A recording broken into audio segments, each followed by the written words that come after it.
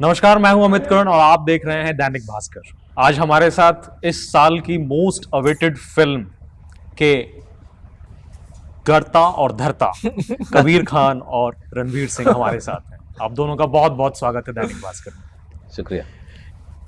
दैनिक भास्कर देख रहे हो जी, इसका क्या मतलब होगा? दैनिक भास्कर भास्कर तो हमारा पढ़ते हैं ना? जी मतलब ये हमारा पोर्टल भी है। डिजिटल क्या दैनिक- बात है, जियो दैनिक भास्कर जी, तरक्की कर रहा है। डिजिटल का जमाना है जी। जी बिल्कुल। बताइए सर। 83 ने सबका सीना 56 इंच का किया है।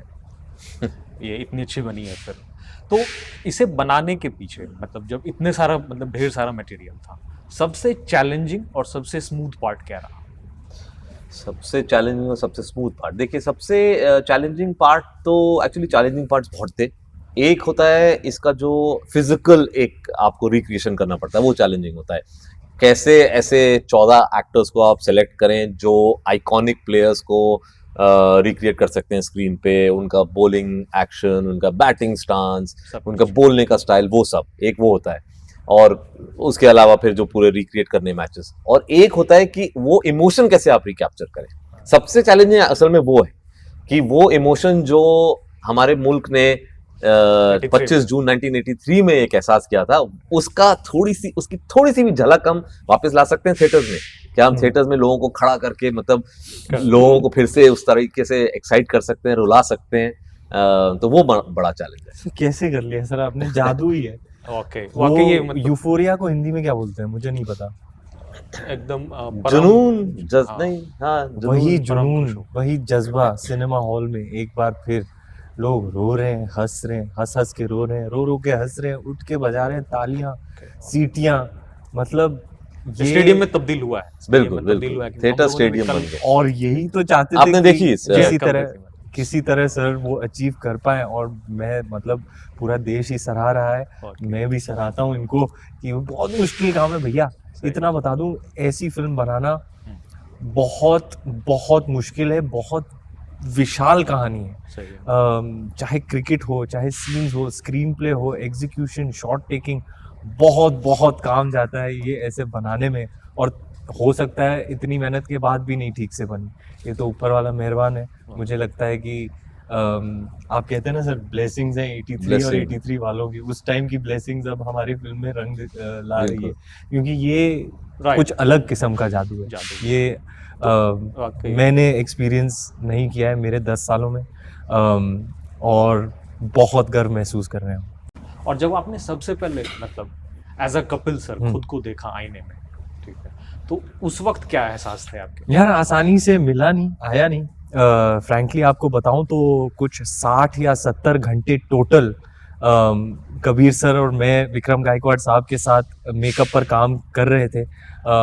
कबीर सर चाहते थे कि ज़्यादा लोडिंग ना हो। जब ऐसी टाइप की फिल्म बनती है, आप एक कैरेक्टर प्ले करते हैं, नोन एक्टर का नोन फेस है, नोन जो जिसको प्ले कर रहे हैं, जैसे कपिल देव को तो सब जानते हो कैसे दिखते हैं, तो प्रोस्थेटिक्स का कम से कम इस्तेमाल हो, वो कोशिश थी कबीर सर की। क्योंकि 14 घंटे क्रिकेट खेलना है, बॉलिंग करनी है, बैटिंग करनी है, फील्डिंग करनी है, तो ज़्यादा कुछ लग गया तो it would be a nightmarish experience for me. तो एक्टर को ना लोड करते हुए शूट पर जाना, इसका मतलब था मेकअप चेयर में होमवर्क टू द टी होना था कि जितना चाहिए उतना ही। तो मैंने स्किन कलर चेंज किया, वो वैसे भी हो रहा था क्रिकेट की वजह से। बाकी जो एक स्कार, मुस्टैच मेरी ओरिजिनल थी, तो 2 चीज़ लगाई हमने, बाल और दांत, बस इन दोनों पर काम किया। 60-70 घंटे टोटल, मतलब एक आवाज दिन कैसे पकड़ी आपने? एक दिन 6 घंटे, एक दिन 8 घंटे, ये सब हमने करके फाइनली ये देखो ये लुक वाकई। क्या है। कोई दो कपिल जी खुद इम्प्रेस हो गए, सोचो इससे बड़ा कोई कॉम्प्लीमेंट हो।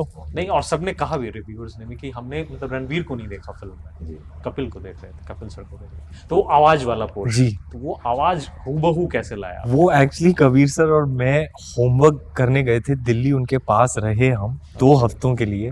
रोज 3-3, 4-4 घंटे बैठ के उनकी बातें सुनते थे, और उसी दौरान मैं पिकअप करता था कि कैसी है आवाज़, उनका लहजा कैसा है। बहुत ही यूनिक है उनका लहजा। लहजा बोलते हैं, लहजा बोलते या accent, How ironic that I'm saying लहजा और लहजा. When the But meaning of the word. I say लहजा. I think it also लहजा. differs from which part of the country. Okay. Yeah, I say लहजा. तो जो उनका लहजा है, Okay. जो उनकी वोकैब्युलरी है, जो उनकी वोकल क्वालिटी है, वो सब मैंने उस 2 हफ्तों में फिगर आउट की। लेकिन ये तो चलो ऊपर ही मामला हो गया, एक्सटीरियर हो गया। बस। जो उनके दिल में और दिमाग में, उनकी रूह में घुस के ये पता करना कि ये आदमी what is he made of, you know, what does he think, क्या सोचते हैं, कैसी सोच है, और उस वक्त क्या सोच के डिसीजंस ले रहे थे, चॉइसेस कर रहे थे, उनको बाहर से भी लेकिन अंदर से भी जानना ये बहुत इम्पोर्टेंट था। ओके, तो वो इंटरनलाइज कैसे किया आपने और कितना वक्त लगा आपको? क्योंकि दो आप तो- दो हफ्ते में उनके घर में रहा एज ए हाउस गेस्ट, और सुबह हमारी क्रिकेट की ट्रेनिंग होती थी, उनकी ऑफिस होती थी, फिर लंच ब्रेक होता था, शाम को मैं फिजिकल कंडीशनिंग करता था, शाम तक वो आ जाते थे, फिर कबीर सर और मैं बैठ के खाना खाते थे, सोफे पे बैठ के गप्पे मारते थे, पूरी फैमिली बैठती थी। और वो कपिल सर ना अब वो एक फेज से गुजर रहे हैं, वो खुद स्टोरी टेलर बन गए हैं, तो आपको बस उन्हें प्रॉड करना है और वो अपने एक्सपीरियंसेस खुला शेयर करेंगे आपके। मतलब सही। हमने उस दौरान उस आदमी को प्रॉपरली जाना, मैं कहूँगा वो 2 हफ्तों में वो जो आप पकाते हो ना, वो मेरी कुकिंग उस टाइम पर हो गई थी। ओके, तो अब हम कहें कि अगर कपिल सर की बायोपिक आप करना चाहें या आप बनाना चाहें, या नहीं, 83 ने बहुत कुछ मतलब जाहिर कर दिया है। अभी तो ऑब्वियसली जब आप सोचे कि इतना बड़ा ग्लोरियस चैप्टर उनकी जिंदगी का, उनके करियर का, ऑफ कोर्स उनके करियर में बहुत हाइज हैं, लेकिन वो खुद कहते हैं कि 83 एक बहुत ही क्राउनिंग ग्लोरी है, क्योंकि एक पूरा एक जैसे कहते हैं ना, पूरे मुल्क का एटीट्यूड, पूरी दुनिया का एटीट्यूड इंडियन क्रिकेट के साथ बिल्कुल ही चेंज हो गया था। तो अभी तो बिल्कुल बायोपिक के बारे हम तो नहीं सोच सकते, बिकॉज आई थिंक हमने ये फिल्म बनाई है, आप इसी का पहले मजा लीजिए, और फिर हो सकता है कुछ 8-10 साल बाद वो सोच सकते हैं। एंड रणवीर, आप इस दौर के एक जादूगर एक्टर कहे जाते हैं। क्या बात है जिस सर, तरह से आप स्किन को पकड़ते ये हो, आप आप- गिरगिट। गिरगिट। आपका मैं बोलता हूँ बड़प्पन है गिरगिट। सर, आप सबका बड़प्पन नहीं, है ये बस। बात मैंने बेफिक्रे के वक्त भी कही थी आपसे कि जो आपके भीतर का थिंक टैंक है ना, वो अलग लेवल का है। आप ऊपर से भले वो मस्ती खोर या थोड़ा सा लाइट मूड का नजर आता है, लेकिन अंदर हर एक सेकंड आप वो सोच रहे अंदर हो। की बात को मैं छुपाने के लिए ये सब करता हूँ। राइट, तो कपिल सर के अलावा अगर ऐसी कौन सी पर्सनालिटी हो जी। हाइपोथेटिकली जो जी। आप प्ले करना चाहें? है एक मेरे जहन में है, लेकिन मैं आपको बताऊंगा उनके बारे में वक्त क्रिकेटर आने हैं पर। या मतलब बहुत ही पॉलिटिशियन है या बहुत ही महान इंसान है, मैं कहूँगा। बहुत ही दिलचस्प इंसान है। ये मतलब मेरे दिल दिमाग में बस फिर रहा है और फिर ही जा रहा है। कभी एक प्रोस्पेक्ट होता है ना कि शायद हो सके आप ये वाला कैरेक्टर आपको मिल जाए, तो फिर बतौर एक एक्टर वो एक मतलब कैसे कहूँगा मैं, वो अंदर एक, की हाँ कुछ, बेचैनी। हाँ, तो फिलहाल वो हो रहा है। फिलहाल मैं आपको बता नहीं सकता, लेकिन बहुत फील्ड ही बता जल्द, दीजिए, at बहुत least। ही जल्द मैं आपको उसके बारे में बताऊंगा इंशाल्लाह। Anyway, बिल्कुल बिल्कुल इंतजार रहेगा। और कौन से एडेप्टेशंस, जैसे आपने रामलीला मतलब की थी और जी। वो एडेप्टेशन की बुक, जी, और ऐसे कौन सी किताबें हैं जिनकी एडेप्टेशन आप कभी करना चाहें? देखो ये हमारा काम तो है नहीं फिलहाल। मैं तो मतलब एक्टिंग करके ही खुश हूँ। आगे जाके जैसे कंटेंट माइनिंग या क्रिएटिव प्रोडक्शन या डायरेक्शन, राइटिंग, इन सब में घुसूंगा, लेकिन वक्त आने पर। इसी बात के चलते मैं इतना कहूँगा कि कबीर सर की ये टैलेंट है, कहाँ कहाँ से ऐसी स्टोरियाँ ढूंढ के लाते हैं, चाहे बजरंगी भाईजान हो, चाहे 83 हो। उनका ये तो एक बहुत बड़ा टैलेंट है कि उनको पहचान होती है एक स्टोरी की, कि यार ये एक ऐसी स्टोरी है जो बतानी चाहिए। ये सबके साथ नहीं होता। You have to have a knack for it, an eye for it. कहाँ कहाँ से ढूंढ कर लेके आते हैं, ये इन्हीं को पता, ये ही बता सकते हैं। और इंदिरा जी वाला एपिसोड जो मतलब फिल्म में एज अ सॉफ्ट पावर के तौर फिल्म पर, के अंदर जो डिटेल्स हैं उसके बारे में अभी बात Right, करूंगा कि right. अभी रिलीज नहीं हुई जी, है, okay. तो वो सब रहने दीजिए। मतलब जनरल लेवल पे अगर बात करेंगे तो वो बात जी। कर सकते हैं जो ट्रेलर में आ चुका है, जी, जी, जिसके जी। बारे में तो एक्चुअल हुआ था, मतलब अगर कहा जाए। मैं सिर्फ इतना कहूंगा कि जो भी इस फिल्म में आप देख रहे हैं वो एक्चुअली हुआ है। और हाँ। कुछ तो ऐसे हैं सीन की बिल्कुल ही लाइन भी वही है जो उन्होंने बोली थी, क्योंकि हम इतना टाइम उन प्लेयर्स के साथ बिता चुके हैं कि down to the last word ये हुआ था। और मैंने कुछ घंटे पहले हमारी बात किसी से हो रही थी, मैं यही कह रहा था कि ये कहानी इतनी अमेजिंग एक्स्ट्रा ऑर्डिनरी है, इसको कुछ करना ही नहीं है आपको। जैसे सर बोल रहे हैं, वो जो उन्होंने वर्बेटिम जो बोला था वही हम बोल रहे हैं कि वो जब सर के साथ बैठते थे और उनको कहानियां बताते थे तो वो जो जैसे बोलते थे सर ऐसे पकड़ लेते थे और लिख देते थे, और फिर अगर आप वो डायलॉग पढ़ो उससे नेचुरल डायलॉग सेंटेंस स्ट्रक्चर या डिलीवरी हो ही नहीं सकती, क्योंकि वो रियल है, वो लाइफ में हुआ है, तो वो तो आप सोच के भी नहीं लिख सकते।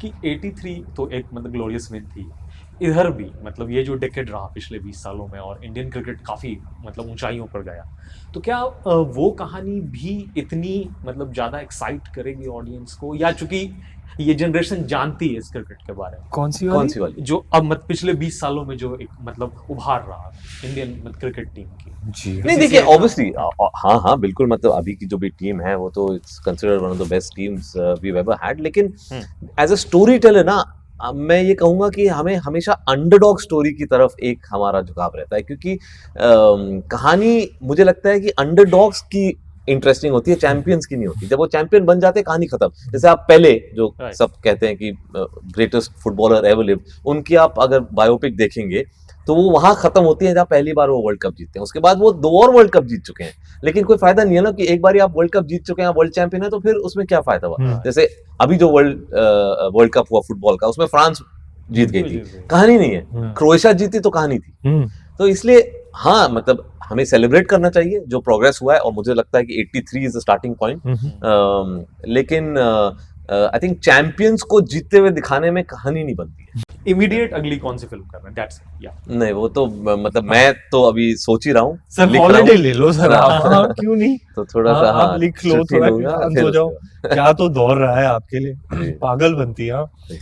बहुत फाइट किया सर इन्होंने, बहुत स्ट्रगल्स थे, लॉकडाउन हो गया, पैंडेमिक हो गया, एंटरटेनमेंट बिजनेस अफेक्ट हो गया, 83 जैसी विशाल फिल्म अटक गई थी, काफ़ी मुश्किलात थी जो जिनका सामना इन्होंने किया। आज थिएटर में लग रही है, बड़े स्क्रीन पर लग रही है, जिस तरीके से उन्होंने विजन देखा था वो रियलाइज़ होगा, बड़े पर्दे पर ये फिल्म दिखेगी, वो महसूस करेंगे, वो हंसेंगे, रोएंगे, तालियां बजाएंगे, और जो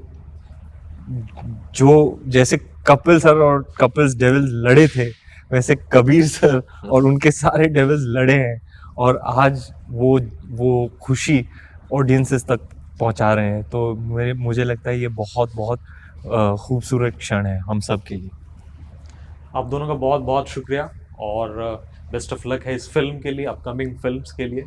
ऐसी ही अच्छी फिल्में आप दोनों लाते रहिए। थैंक यू सो मच, धन्यवाद, बहुत बहुत शुक्रिया, और देखते रहिए दैनिक भास्कर। देखते रहिए दैनिक भास्कर। Thank you.